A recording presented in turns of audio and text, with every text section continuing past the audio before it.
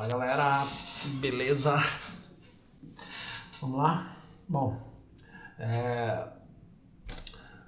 aula passada, sábado letivo, segunda aula, e apesar de ter dito que seriam duas, eu estou contando só as aulas da semana. Então quando tiver sábado letivo no meio, eu vou dar conteúdo, mas eu vou seguir na semana seguinte com a aula e aí live só depois. Então teremos live de hoje a 8, então dia 23 de março. 23? Não, 22. Hoje é 7. 22 de março teremos então live para tirar dúvida, para corrigir atividade e o que mais ocorrer, beleza? Bom, seguindo o cronograma, hoje nós vamos discutir o capítulo 3, consciência e responsabilidade moral. Serei específico nesse capítulo porque ele é bem curtinho e toca em alguns pontos que nós vimos na aula passada, então eu vou tentar ser mais focado. Vamos lá? Consciência e responsabilidade moral. Você deve estar se perguntando, talvez não agora, mas deve ter feito essa pergunta para si mesmo: para que servem os valores morais? Se eu tivesse que te responder de forma simples e objetiva, eu diria: para uma boa convivência social. Sim, para que a sociedade funcione de forma harmoniosa, nós precisamos dos valores sociais. Sem eles, provavelmente, a gente viveria um caos. E aí eu não estou nem falando de crimes, eu não estou nem falando de leis, eu estou falando só de valores. Imagina você chegar num espaço público para lanchar e as pessoas que estivessem ali estivessem emitindo sons diversos, seja através de arrotos, seja... Me perdoe, minha alergia esses dias está me matando. Seja através de arrotos, seja através de peidos, não riam. Seria muito desagradável. Então, os nossos valores sociais, baseados no nosso modelo cultural, dizem que esse tipo de situação deve ocorrer num espaço reservado, de preferência sem a presença de ninguém além de nós mesmos. Então, você está só, você faz isso. Se fizer isso em público, é considerado falta de educação. É uma quebra desse valor moral. Ferir as relações éticas. Então, a maioria das pessoas acaba respeitando esses valores. Se não respeitassem, seria um grande problema. No mínimo, um problema bem fedorento. Tá claro até aqui? E aí, olha que coisa interessante. Cada sociedade elabora, constrói os seus próprios valores. E aí, aqui é convivência no digital, eu coloquei consciência. Bom, por que cada sociedade constrói seus próprios valores sociais? Por que cada sociedade constrói suas próprias normas de convivência? Porque quer queira, quer não, apesar de pertencermos a uma única espécie, a espécie humana, nós temos características diversas. Nós temos culturas muito variadas e as culturas acabam criando modelos, criando necessidades, criando situações que nós vamos nos adaptando a elas. Exemplo, o padrão de beleza é uma construção social, mas ele não é igual. O que nós achamos bonito, talvez um outro povo não ache. Então eu não posso estabelecer um valor, um modelo de beleza universal. Por mais que a moda, que a mídia tente nos empurrar isso, essa ideia goela abaixo, não existe um padrão de beleza. Outra coisa é culinária.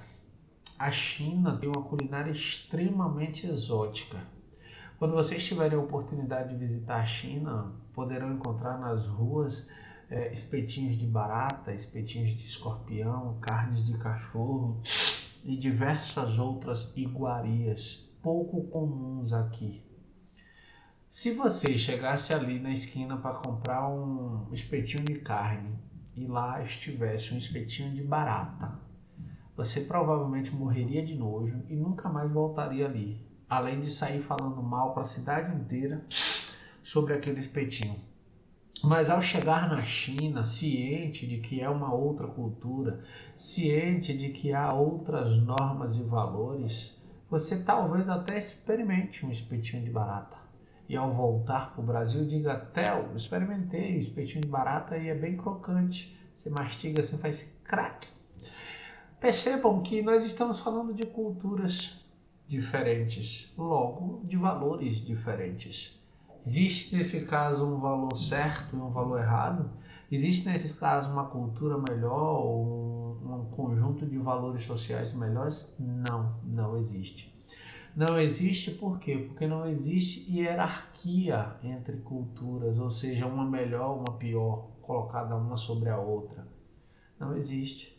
Não existe certo e errado nos valores culturais, nas normas morais. Tranquilo? Se surgir alguma dúvida nesse processo, fala, avisa que eu tiro. Tranquilo? Bom, vocês provavelmente já ouviram falar diversas vezes e ouvem até hoje falar sobre a ideia de justiça.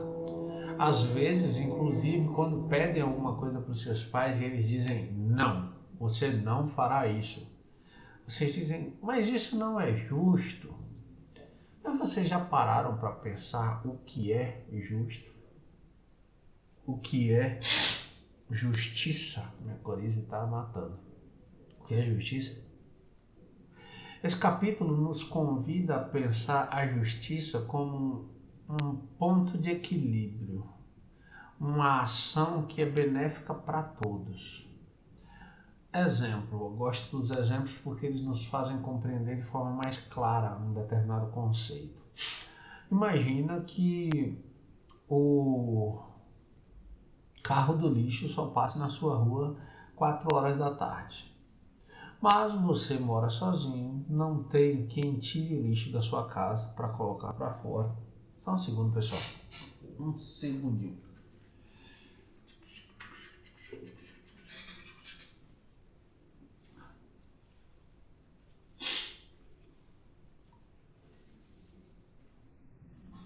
Não tem quem coloque o lixo para fora e você sai às 7 da manhã. Você então pega esse lixo e põe na porta às 7 da manhã e vai para o trabalho.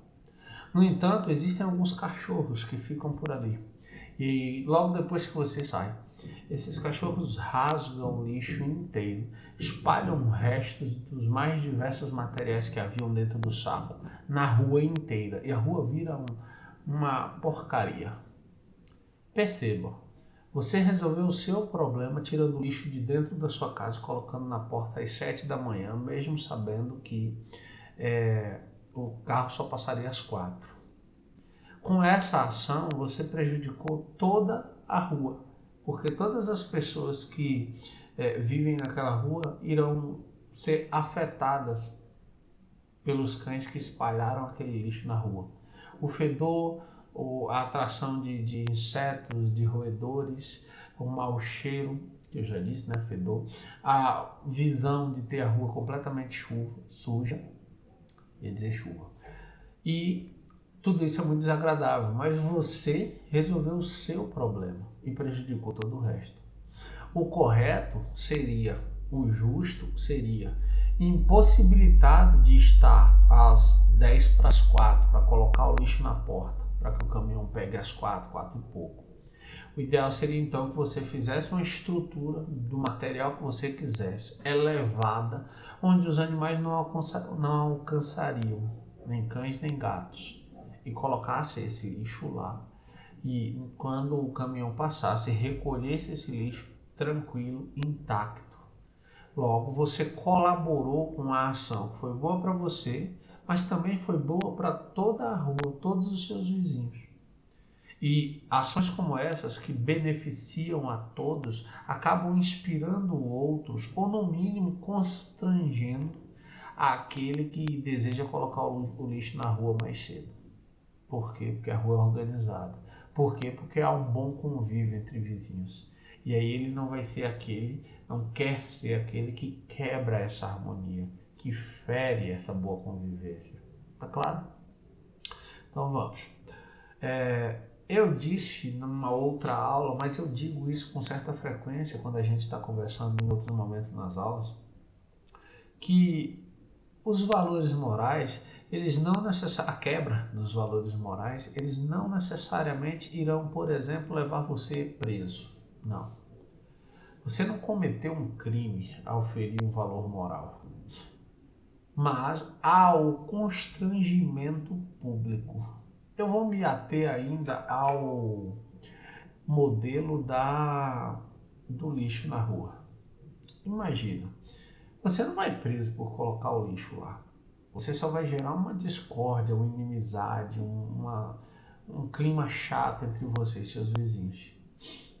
Mas, um belo dia, um vizinho insatisfeito poderá acordar mais cedo, ou convidar outros vizinhos a acordarem mais cedo e a ficarem monitorando, ou seja, observando quando você vai colocar o lixo lá. E quando você sai às 7 para colocar o lixo, estarão todos lá. Deixa eu fechar aqui, galera.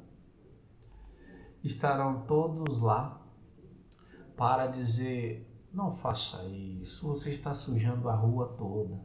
Percebam, você não foi preso, você não foi algemado e conduzido à delegacia mais próxima, mas você sofreu um constrangimento público. Por quê? Porque você feriu os valores morais daquela sociedade ao colocar o lixo fora do horário e a sujar a rua inteira. Da mesma forma como se você chegasse para furar uma fila. Você não vai ser preso por furar uma fila, mas as pessoas que estão sendo prejudicadas pela sua ação poderão tranquilamente se manifestar. E aí você será constrangido em público, passará vergonha em público, e isso por si já é uma punição. Óbvio que nem todas as pessoas se deixam tocar por esse constrangimento. Deveriam, mas não deixam. Mas essa é a punição mais imediata que alguém pode ter a realizar a quebra dos valores morais.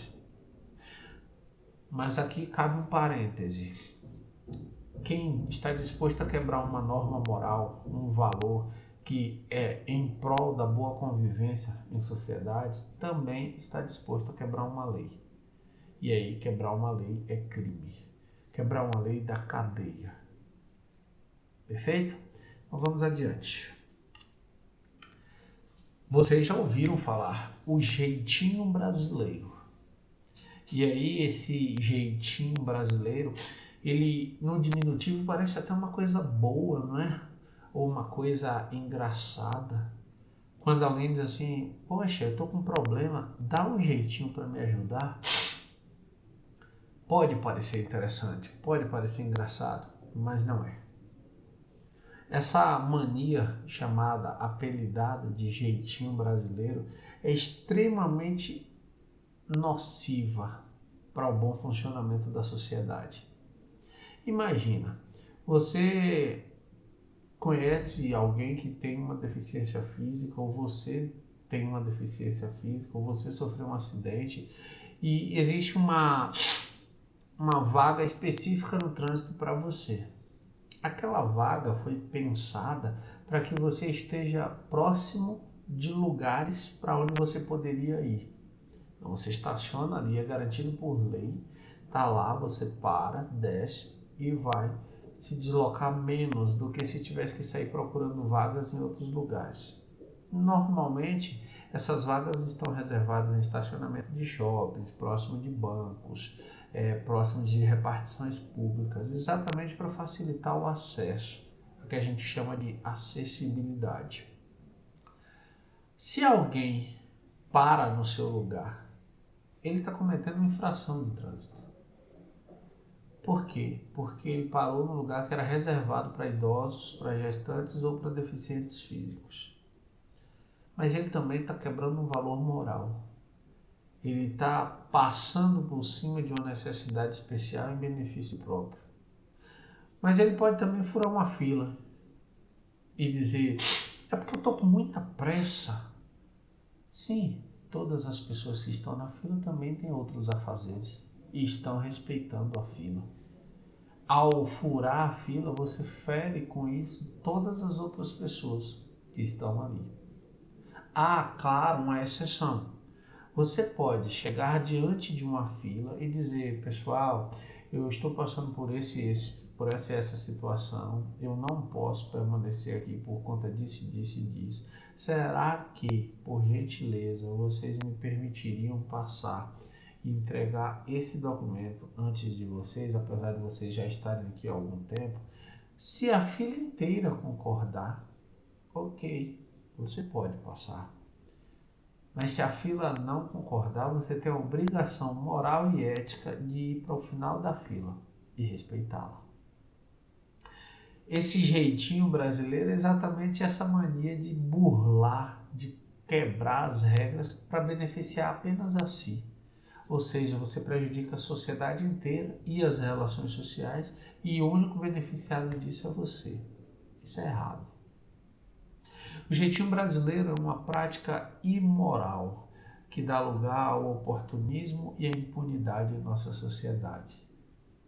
Por quê? Porque é através do jeitinho brasileiro que muitas quebras de valores acontecem, mas também ocorrem crimes em nome do jeitinho brasileiro. Ok? Vamos adiante. Agir de acordo com a consciência é um exercício de liberdade. Eu falei disso na aula passada e retomo aqui apenas para lembrá-los. Se você faz o que tem que fazer na hora em que tem que fazer, você é livre. Imagina, terminou essa aula, você pega o tempinho restante dela, pega o livro, dá uma lida no conteúdo inteiro, vê o que você entendeu. Se surgiu alguma dúvida, você anota no caderno. Diz, caramba, vou pensar sobre isso. Levou um tempo ali pensando, não conseguiu resolver a dúvida sozinho, mas está anotado no caderno. Na próxima live você sabe que a dúvida está ali e você vai tirar. Pronto. Essa consciência de fazer o que precisava ser feito te dá agora liberdade para você fazer as próximas coisas e ficar tranquilo. Se você não faz, atrasa, acumula, você acaba criando uma bola de neve de efeitos colaterais. Por quê? Porque você deixa de fazer uma ação, deixa de fazer uma segunda ação, deixa de fazer uma terceira ação. Aí a primeira está vencendo, mas tem uma quarta ação para ser feita, as coisas vão se embananando e você não dá conta de nada. Por isso, ter consciência e colocá-la em prática é um ato de liberdade. E, como um ato de liberdade, é um ato responsável. Porque para a filosofia, responsabilidade é uma consequência da liberdade. Liberdade e responsabilidade caminham juntas, não existem uma sem a outra. Elas são parceiras, conectadas. Lembra de Sócrates? Sócrates tinha consciência. Aliás, Sócrates dizia, e esse foi um dos motivos por sua condenação, que ele seguia a apenas um Deus, sua própria consciência. Percebam, essa consciência era responsável por determinar o que Sócrates fazia. Sócrates disse diversas vezes que se o homem sabe o que é bem e o que é mal, ele obrigatoriamente tem que escolher o bem. Porque se você sabe que é mal, sabe que vai prejudicar alguém ou muitas pessoas. Então como é que você vai escolher o mal? Não tem lógica isso, não faz sentido. Logo, Sócrates teve, quando ele foi preso e condenado à morte em Atenas, os seus discípulos, entre eles Platão. Platão disse, Sócrates, eu vou pagar os guardas para que eles deixem você fugir. Platão estava bem intencionado, Platão só queria salvar a vida do seu mestre. Mas Sócrates disse, não, Platão. Eu fui condenado pelas coisas que eu acredito. Eu fui condenado pelas coisas que eu defendo. São minhas ideias. Se eu fugir, eu estarei fugindo das minhas próprias ideias. Eu prefiro enfrentar a morte Eu preciso morrer defendendo as minhas ideias do que fugir e deixar que as pessoas parem de acreditar nelas. E ele morreu. Tomou um cálice de cicuta, um veneno, e morreu. Mas morreu consciente da defesa de suas próprias ideias. Mas antes ele disse que o mal é filho da ignorância. E eu acrescentei aquela pergunta: será? Porque a gente costuma dizer que o mal é filho da ignorância, que o racismo é filho da ignorância, que a violência contra a mulher é filho da ignorância, que os diversos maus, os diversos preconceitos presentes na sociedade são filhos da ignorância. Mas a gente vê muita gente esclarecida realizando esse tipo de ato, esse tipo de ação. De que ignorância estamos falando? A ignorância de conhecimento? Porque essa não é. Essas pessoas têm conhecimento. A ignorância de sensibilidade? Provavelmente também não, porque essas pessoas são sensíveis quando desejam ser sensíveis. A ignorância de empatia, de se colocar no lugar do outro? Talvez. Essa palavra tem se tornado tão rara como prática. Mas, como é uma pergunta, é um convite para vocês pensarem. Reflitam.